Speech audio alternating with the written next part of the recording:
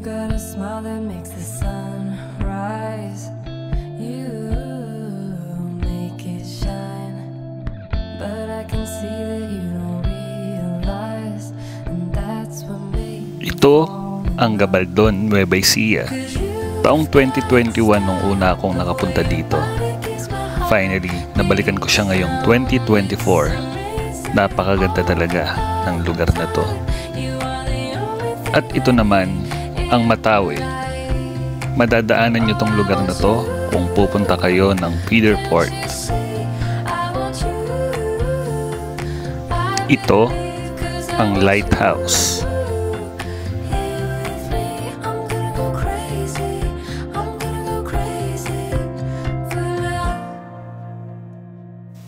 At ito naman ang Mountain View, o mas kilala sa tawag na Batanes of the East. But I can see that you don't realize, and that's what made me fall in love. 'Cause you've got style, the way your body keeps my heart beat sound. It's amazing all the time. You are the only thing I need in life. Oh, I want you. Can't you see? I want you. I better leave 'cause I want you here with me. I'm gonna go crazy. I'm gonna go crazy for love. I don't need another love. At ito Yeah, ang aking drone. we do this every day. We do this love for life.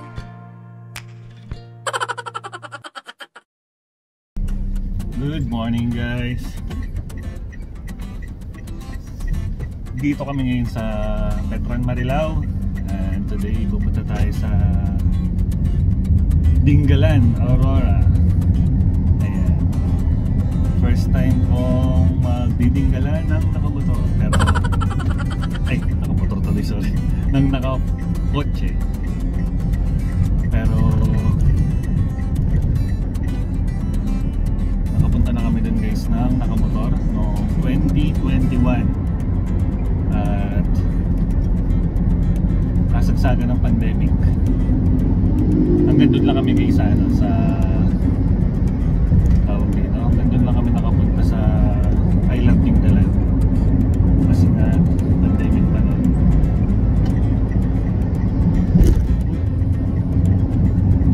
Ngayon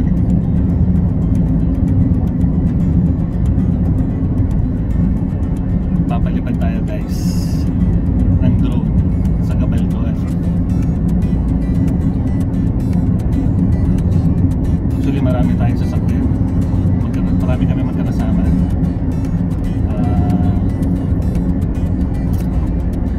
Sa atin, sasakyan yung pinakamabagal.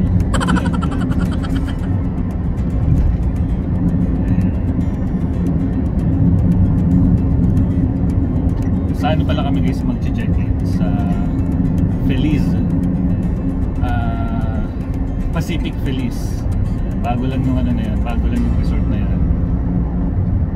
Pupuntahan natin. First time din natin magdadagat sa Pacific Ocean. So ayan, excited tayo, guys. At syempre excited din tayo mag-testing yung drone natin. Doon natin i-testing yung mga gagawin namin pagpunta natin, guys. Tatry namin puntahan yung mga pwedeng i-visit doon, like yung Batanes of the East, Dica Road. Sana lahat yung mapuntahan namin. At yung ano pa ba yun, yung White House. Pero sabi nila mahirap daw kung pupuntahan yung White House tsaka Batanes of the East. So since pareho daw mataas yun, parang pipili ka lang yata ng isa.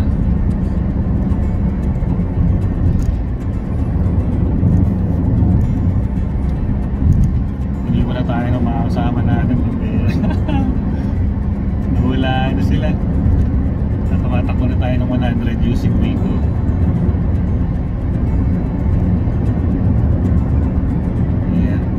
biyahe natin ay 4 hours from here, from dun sa ano, sa inalisan natin sa Petron Marilao. 4 hours doon natin kukuhain. Ayan.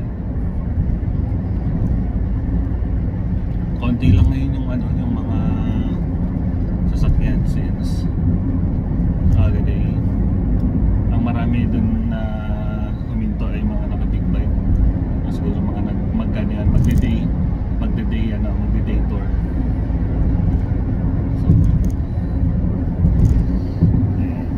So sige guys, update tayo, no? Para focus since mahaba pa naman yung biyahe natin, 4 hours. Ayan. Tingnan natin kung may mahihintuan tayo doon na magandang view. Pero most likely mga pagdating na natin ng Gabaldon, yun yung mga magagandang view. So sige guys,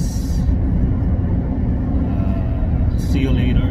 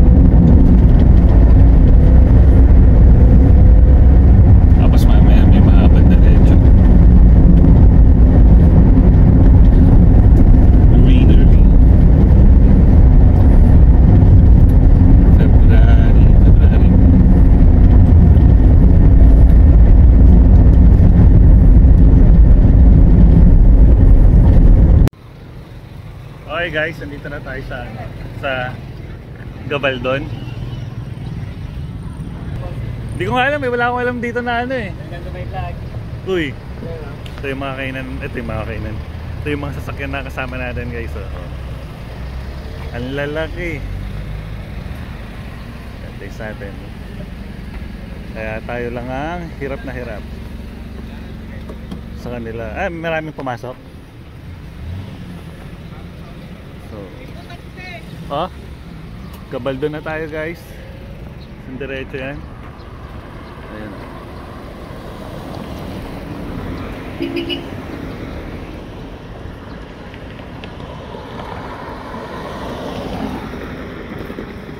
...2021, dito rin kami huminto. Shoutout sa mga former colleagues natin, kasama natin dyan.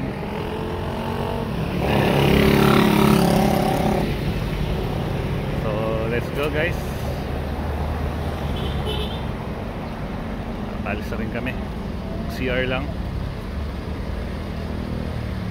Hinto na tayo dun sa sa bridge, tapos palipad tayo drone.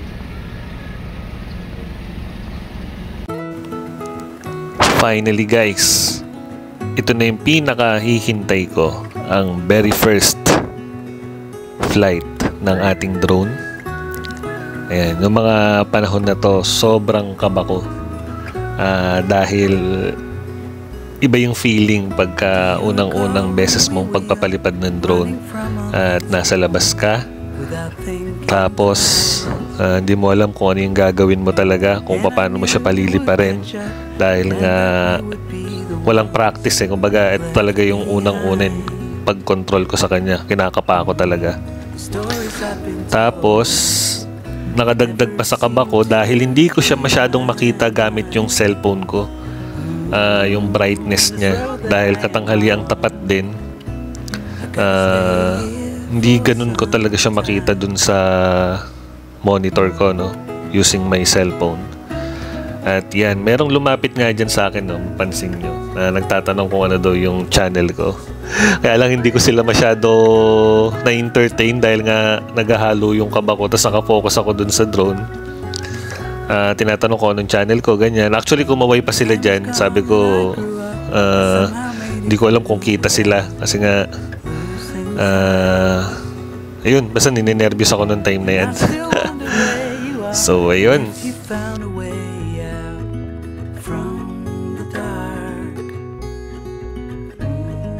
stories I've been told, they never seem to leave my mind. On this road that I am on, okay guys, nandito na tayo sa 6.5 kilometers na lang. Kaya lang meron tayong tinadaan mini off-road. Alright, hindi ko alam kung saan tayo dadali ng ating kapalaran. Hindi na makit kami dyan guys, sa Atolay na yun sa taas. Dead end pala. Umiikot lang kami. Uy, grabe to. Naging hybrid pickup si Brigo. Hey doggy. Wait lang doggy. Kawawa naman yung doggy. Payat na niya. Medyo uy, masalimuot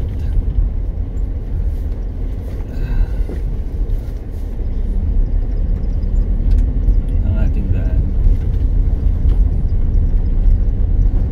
Pero masasaan pa at mauubos din ang mga bato na to. Ayan, diba? Alright, yan ang mga kasama natin. Sige, iyan nyo, todo nyo. Hindi naman kayo.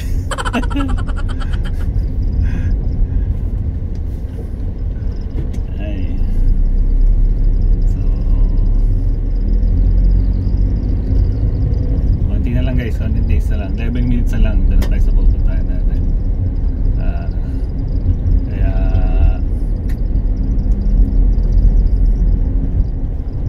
ano na lang tayo, tsaga-tsaga. Dami na natin dinaan ng tawag dito,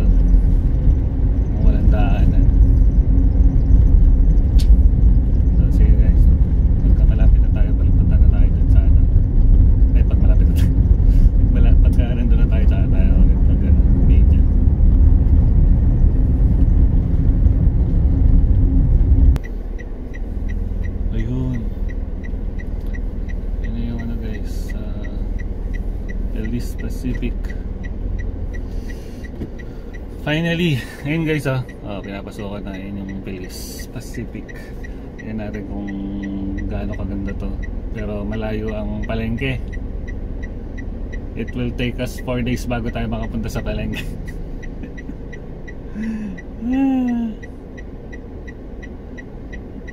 Sige guys, i-fast forward natin ang video. Pasok tayo sa loob. Okay guys, ito yung ano natin, pinuntahan nating resort, yung Feliz Resort. Yan, makikita nyo may swimming pool. Ito si ate. Hello ate, ano pangalan mo ate? Marisa. Marisa, si ate Marisa yung nag-assist sa amin. Ayan. Ay, meron pa pala sa baba. Ayun dinidevelop pa pala to. Ayun yung pool. Tapos ito yung nirent namin, yung harap, yung front na front beach. Ano bang tawag doon? Basta ganyan.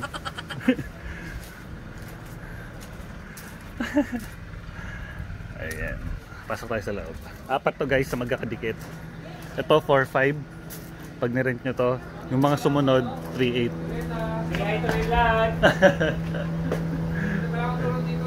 Good surf. Good surf.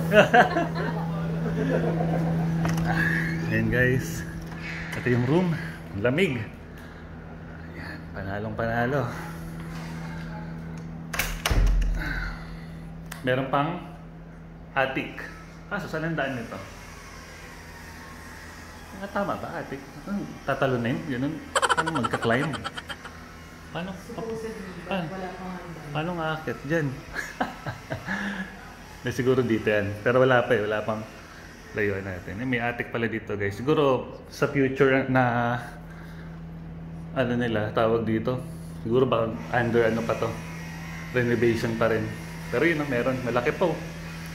Ilang, siguro baka kaya pang mag-accommodate ng 4 o 5 sa taas. Kompleto guys, kanila din to. May mug, 2. Tingnan natin yung closet. Uy, may tuwalya, kumot. Meron din silang breaker. Tama ba? Ayan, hindi natin buksan. Uy, ay sa amin pala to. CR, ito yung restroom nila. Ayan. Grabe, pagod na pagod ako kasi malayo-layo din to guys talaga. Tsaka may madadaanan talagang rough road. Pero buti na lang maganda yung view. Ay, lakas ng alon, no? Lakas ng alon. So, pahinga lang muna kami ng konti. Yung other 3 rooms, palagay ko similar lang din naman. Pero pag uwi natin, before tayo mo check natin. Mamaya palipad tayo ng drone. So, sige guys. Bihis lang tapos pahinga-pahinga muna.